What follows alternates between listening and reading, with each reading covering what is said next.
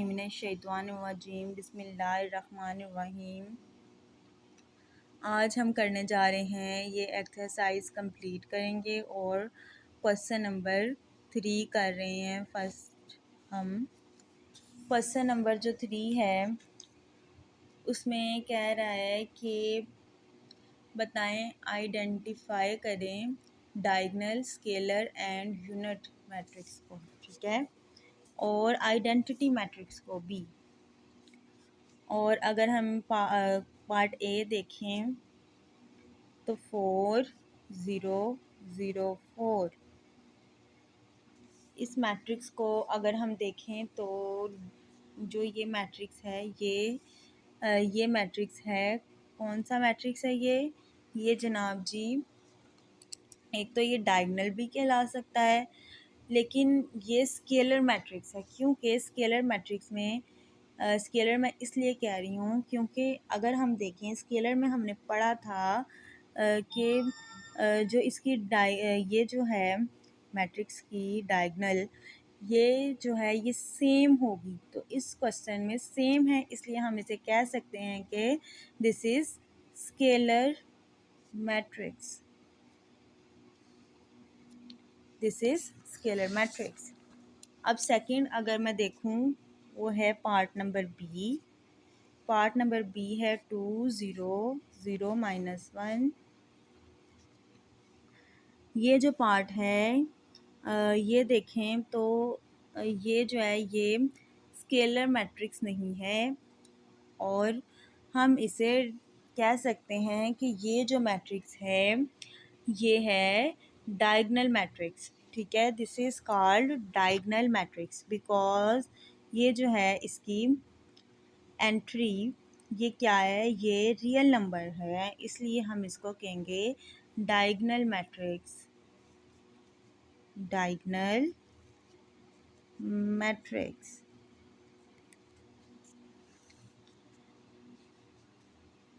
अब सी देखते हैं तो सी मैट्रिक्स जो है वो आइडेंटिटी मैट्रिक्स है। आइडेंटिटी मैं इसकी डिटेल नहीं बताऊंगी क्योंकि मैं पहले इसकी बता चुकी हूँ। और जो डी है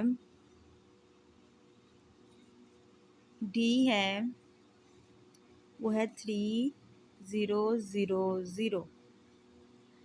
अब ये मैट्रिक्स कौन सा मैट्रिक्स है, ये मैट्रिक्स है स्केलर मैट्रिक्स, ठीक है।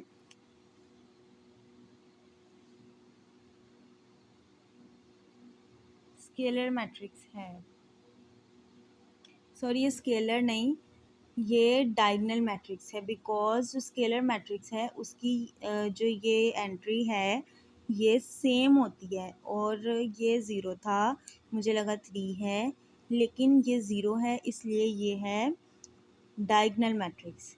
कौन सा मैट्रिक्स है, डायगोनल मैट्रिक्स, डायगोनल, ठीक है। अब हम आगे चलते हैं।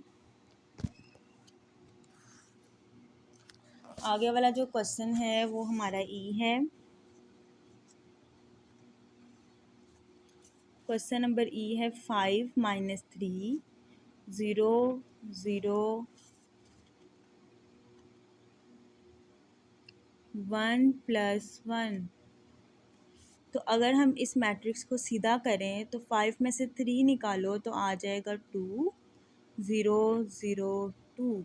तो this is called scalar matrix because it's entries is same, ठीक है।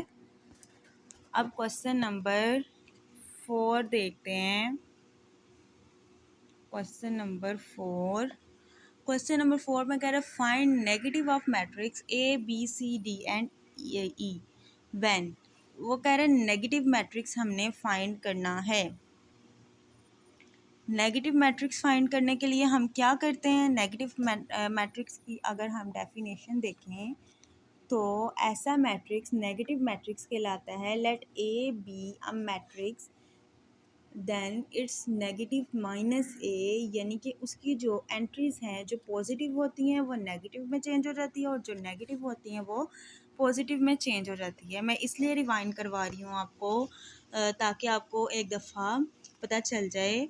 और अगर आपने मेरी पहली वीडियो नहीं देखी नेगेटिव मैट्रिक्स के बारे में तो वो प्लीज़ वॉच कर लें। डेफिनेशंस हैं उसमें, उस वीडियो में। अब इसका अगर हम नेगेटिव लें तो ये हो जाएगा -1 0। ज़ीरो के साथ साइन लगाने का कोई फ़र्क नहीं पड़ता और -1 जो है ये 1 हो जाएगा। अब बी जो है इसका मैं डायरेक्ट लिख रही हूँ। अब बुक से क्वेश्चन देख लीजिएगा। ये -3 1 हो जाएगा और ये बुक में 1 है तो ये -1, 2 है तो -2 हो जाएगा। अब अगर मैं बात करूं मैट्रिक्स नंबर सी की तो सी का जो नेगेटिव होगा वो -2 -3 हो जाएगा, इधर -6 -2 because it's all entries is positive.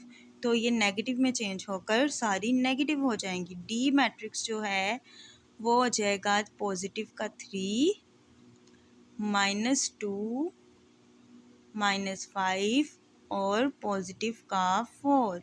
ये मैट्रिक्स क्या हो जाएगा, ये नेगेटिव मैट्रिक्स इस तरीके से होगा। अब इसका ई मैट्रिक्स अगर हम देखें तो ई मैट्रिक्स जो है उसका नेगेटिव अगर हम बनाएं तो -1 -2 5 ये प्लस का है और 3 माइनस का होगा बिकॉज जो बुक में है वो प्लस का है। मैंने डायरेक्ट इसके आंसर्स लिखे हैं। इसको मैंने आपको ये डायरेक्ट बता दिया है कि एक क्वेश्चन मैंने आपको बताया है इस तरीके से कि इसको कैसे हल करना है, लेकिन जो बाकी क्वेश्चन है मैंने आपको डायरेक्ट बता दिए हैं। अगर आपको नेगेटिव मैट्रिक्स की समझ नहीं आई तो आप मेरी प्रीवियस जो वीडियो है जिसमें डेफिनेशंस दी गई हैं वो आप ज़रूर वॉच करें। अब क्वेश्चन नंबर 5 है।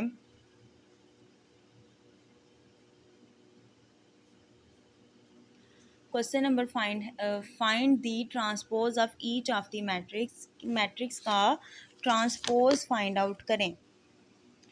ट्रांसपोज हमने फाइंड आउट करना है। ट्रांसपोज मैंने आपको बताया था कि जो कॉलम है वो रो में चेंज हो जाते हैं और जो रोज़ हैं वो कॉलम में चेंज हो जाते हैं।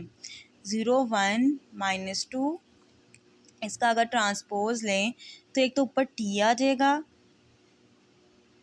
दूसरा ये जो कॉलम है पूरा का पूरा रो बन जाएगा यानी 0 1 -2।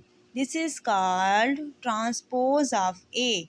अगर क्वेश्चन आए ट्रांसपोज लें ए का तो आपने इस तरह लिखना है।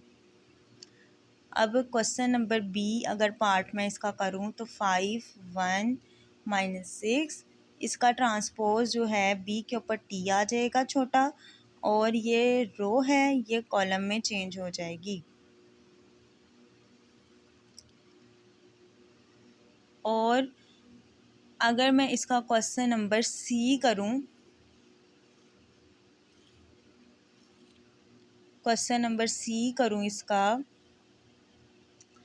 जो है 1 2 3 2 -1 0 तो ये जो कॉलम है ये रो में चेंज हो जाएगा और जो रो है वो कॉलम में, यानी फर्स्ट कॉलम जो है वो फर्स्ट रो बन जाएगा यानी 1 2 3 और सेकंड कॉलम जो है वो सेकंड रो बन जाएगा यानी 2 -1 और 0 और सी के ऊपर आ जाएगा छोटा सा टी यानी कि ये हमने ट्रांसपोज ले लिया है इसका। अब अगर हम डी को देखें तो जो डी है वो है 2 0 3 5। इसका ट्रांसपोज जो है फर्स्ट कॉलम जो है फर्स्ट रो बन जाएगी, सेकंड कॉलम जो है सेकंड रो बन जाएगी और डी के ऊपर भी छोटा सा टी आ जाएगा। अब अगर हम ई देखें तो जो ई है वो हमारे पास है 2 -4 3 और 5। इसका जो ट्रांसपोज है ई के ऊपर टी आ जाएगा और फर्स्ट कॉलम जो है फर्स्ट रो बन जाएगी और सेकंड कॉलम जो है वो सेकंड रो बन जाएगी। ये ई का ट्रांसपोज हो गया। अब अगर हम एफ का ट्रांसपोज लेके दिखाऊं मैं, तो एफ क्वेश्चन है 1 3 2 4। एफ के ऊपर छोटा स्मॉल टी आ जाएगा, फर्स्ट रो फर्स्ट कॉलम हो जाएगा, सेकंड रो सेकंड कॉलम हो जाएगा। आई होप आपको ट्रांसपोज की समझ आ चुकी होगी, क्योंकि अक्सर एक क्वेश्चन कभी कभी आ जाता होता है बोर्ड में, ट्रांसपोज लें। अब हम क्वेश्चन नंबर 6 करेंगे।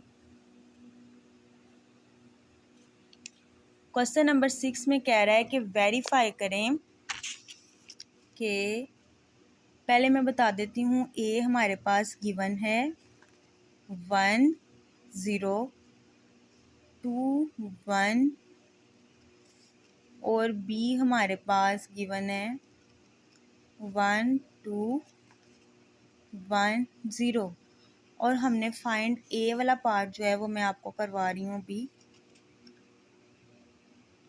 क्वेश्चन है ए का ट्रांसपोज और फिर इसका ट्रांसपोज लें तो वो ए के इक्वल आएगा।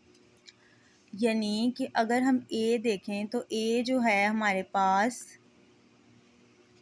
ए का हमने लेना है ट्रांसपोज, क्योंकि फर्स्ट ऑफ ऑल हम इसको सॉल्व करेंगे अंदर वाली ब्रैकेट को।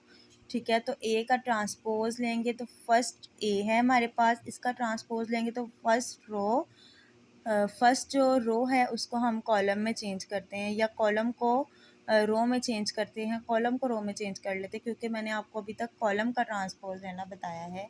तो फर्स्ट कॉलम को फर्स्ट रो बना देते हैं, यानी 1 0। सेकंड कॉलम को सेकंड रो बना देते हैं 2 1। ये हो जाएगा इसका ट्रांसपोज। और अब क्या करना है, उसने इसके ऊपर भी ट्रांसपोज लिखा है, यानी इस पूरे का ट्रांसपोज का भी हमने ट्रांसपोज लेना है, यानी कि टी और अगेन टी हमने लेना है। तो ये हो जाएगा हमारे पास, फर्स्ट कॉलम को फर्स्ट रो में लिखें 1 2 2 1। तो दिस इज़ इक्वलेंट टू ए। अगर ए देखें और ये देखें बिल्कुल सेम है, तो हम कह सकते हैं सो ए का ट्रांसपोज इज इक्वल टू ए। अब इसका पार्ट नंबर मैं आपको बी करवाती हूँ। पार्ट नंबर 2 जो है वो भी बिल्कुल एज इट इज़ ऐसे ही है। बी का ट्रांसपोज लेना है जो इक्वल होगा बी के। अब बी मैंने इस पेज पे लिखा हुआ है। बी हमारे पास है 1 2 1 0।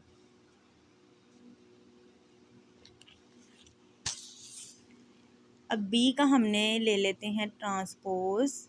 फर्स्ट ऑफ ऑल तो फर्स्ट कॉलम को फर्स्ट रो में लिखेंगे, सेकंड कॉलम को सेकंड रो में लिखेंगे। ये हमने ट्रांसपोज ले लिया। अब इसका अगेन ट्रांसपोज ले लेते हैं।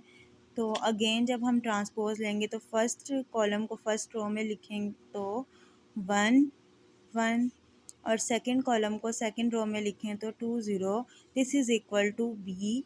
सो बी का ट्रांसपोज इक्वलेंट टू बी के हो जाएगा। आज की वीडियो हमारी इधर तक ही थी। प्लीज़ हमारे चैनल को सब्सक्राइब करें, लाइक करें और अगर आपको हमारी वीडियो अच्छी लगती है तो कमेंट में ज़रूर बताइएगा। अल्लाह हाफिज़।